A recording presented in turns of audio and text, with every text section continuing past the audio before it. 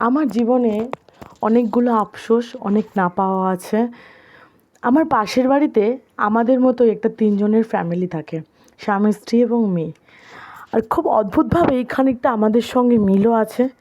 ওদের মেয়েটা যখন মান অভিমান করে একা বসে থাকে, তখন ওর মা ওকে অনেক আকুতি মিনতি করেই ওর মান ভাঙানোর চেষ্টা করে। আমার একটাই আফসোস, আমি কেন এরকম একটা পরিবার পেলাম না। আমার অনেকগুলো প্রেমিক ছিল এবং এখনও আছে, কিন্তু আমি কখনো কারোর প্রথম প্রায়োরিটি হইনি। কেউ কখনো আমায় তার একমাত্র বলেনি, কিন্তু আমি যখন কারোর সাথে ছিলাম তখন সে আমার একমাত্র ছিল। ইস, যদি আমার জীবনে একজন মানুষ থাকতো যে শুধুই আমার হতো। আমি একটা টেক্সট করব আর সেই মানুষটা আমায় হাজারটা করবে।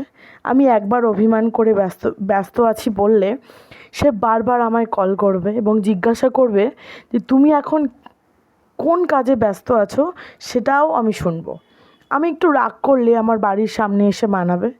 আমি একবার কল করলে হাজার ব্যস্ততার মাঝেও আমার কলটা তুলবে, আমার কথা শুনবে। সে আমার সে আমায় রাজকুমারীর মতো ট্রিট করবে। আমি তার ফার্স্ট প্রায়োরিটি হব।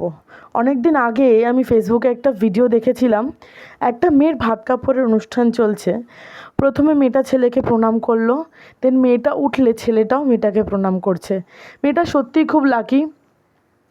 যদি ভিডিওটা যদিও ভিডিওটা রিয়েল হয়তো। আমি ভিডিওটা বিশ্বাস করিনি, তবে আমি রিতেশ দেশমুখ আর জেনেলিয়াকে দেখেছি। শুধু এরা না, বিরাট, অনুষ্কা, রণবীর, দীপিকাকে দেখেছি। যতবার ফেসবুকে বা রিয়েল লাইফে এরকম কোনো প্রেমিক প্রেমিকাকে দেখি, খুব আফসোস হয়। আর ততবারই বুকের ভেতরে একটা দীর্ঘ নিঃশ্বাস বের হয়। আর ততবারই আমার মনে হয়েছে এরকম একটা মনের মানুষ আমার হলেও তো পারতো, যে শুধুমাত্র আমারই হতো। আমার মন খারাপ করা বিকেলগুলোতে তার ভালোবাসার ছোঁয়া থাকতো। আর একটা লেখা কবিতা আমার জন্য হতো। তার ক্লান্ত শরীর নিয়েও সে বলতো, আমায় তোমার সাথে দেখা করতে চাই, তোমার সাথে আমি সব সময় কাটাতে চাই। বাড়িতে বাড়িতে পড়ে গেলেও চলবে, আমার জীবনে তুমি আমার প্রথম চাওয়া। আচ্ছা, এখন একটু রোগ নিয়ে কিছু বলা যাক। এতটা তো মন খারাপ দিলাম, তাহলে আরেকটু দিই। বিগত 2 বছর ধরে আমার ভীষণ মুড সুইং হচ্ছে, এবং শুধু সেটা এখানেই সীমাবদ্ধ থাকেনি। মাঝে মাঝে ফোনটা নিয়ে যখন শুয়ে থাকি, অনেকক্ষণ পর আমি পুরো ব্ল্যাঙ্ক আউট, মানে ডিপ্রেশন আর কি। বেশিক্ষণ বসে থাকলে গায়ে ব্যথা করে, পিঠে একটা অংশে জ্বালা করে, আর ভুলে যাওয়ার রোগ তো আছেই। কী মনে করছো এখানেই কম ছিল? না, এখানেও আমার রোগগুলো থেমে থাকেনি। এছাড়াও সবথেকে বড় শত্রু হলো মাইগ্রেন, ফ্যাটি লিভার এবং কিডনির হাইড্রোনেফ্রোসিস গ্রেড 3। এসবের পরেও যে আমি কী করে বেঁচে আছি সেটা আমি নিজেও জানি না। তবে এসব কিছুর মধ্যেও আমার শুধু লাস্ট একটা ফেসবুক পোস্ট যেটা আমি দেখেছিলাম, আমার মনে হয় সেটা এখানে তুলে দিলেই ভালো হবে। মোহাম্মদ ফিয়াদের লেখা। তো পোস্টার সারমর্ম হলো এটাই, যেটা আমার জীবনের সঙ্গে ভীষণ মিল আছে। পোস্টারে বলা হয়েছে একটা মেয়ের কথা, আমি কারোর জীবনে প্রথম প্রায়োরিটি হইনি, কেউ আমাকে সেভাবে ভালোবাসেনি। যখন একটা জায়গায় 20 জন মানুষ থাকি, তবে সবথেকে উপেক্ষিত মানুষ আমি, সবথেকে নগণ্য মানুষ আমি, সবার হাসির পাত্র আমি। সবসময় আমি নিজের ভাগ্যের সামনে হেরে যেতে দেখেছি নিজেকে।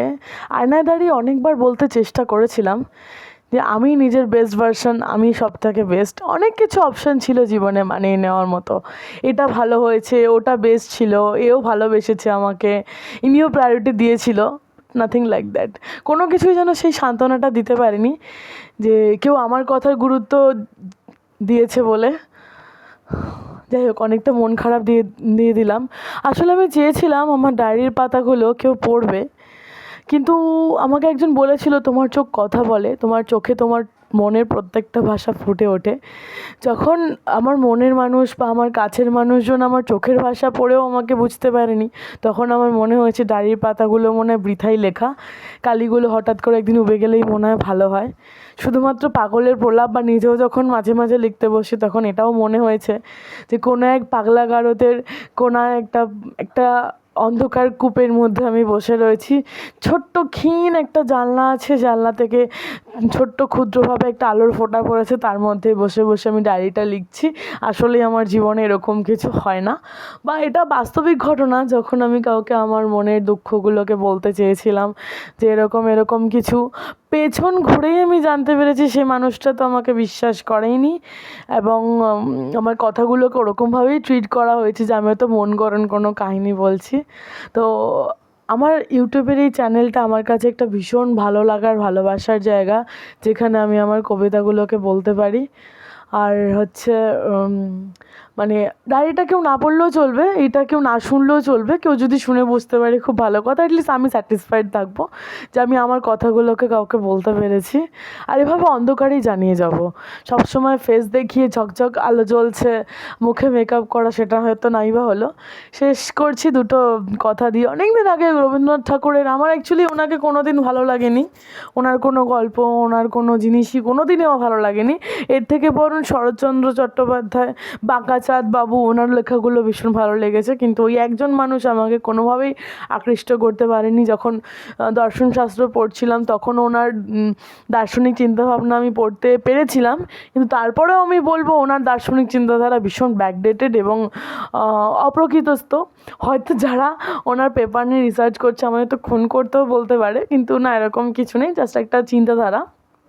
ওনাকে আমার জীবনেও ভালো লাগেনি। তবে হ্যাঁ, একটা মেয়ের ব্যাগে 2-4টে লাইন দেখেছিলাম, এবং সেই লাইনটা দিয়ে আমি অনেকজনকে, না একজনকে, স্পেশাল একজনকে প্রপোজ করেছিলাম, যিনি এটার মানেটা বুঝেছিলেন। তো সেই লাইন দুটো আমি জীবনে ভুলতে পারিনি, সেই দুটো লাইন দিয়ে শেষ করতে চাই। তোমায় দেখে স্তব্ধ হৃদয়, মনের কথা কেমনে কব, চাইলে তোমার প্রেমিক হব।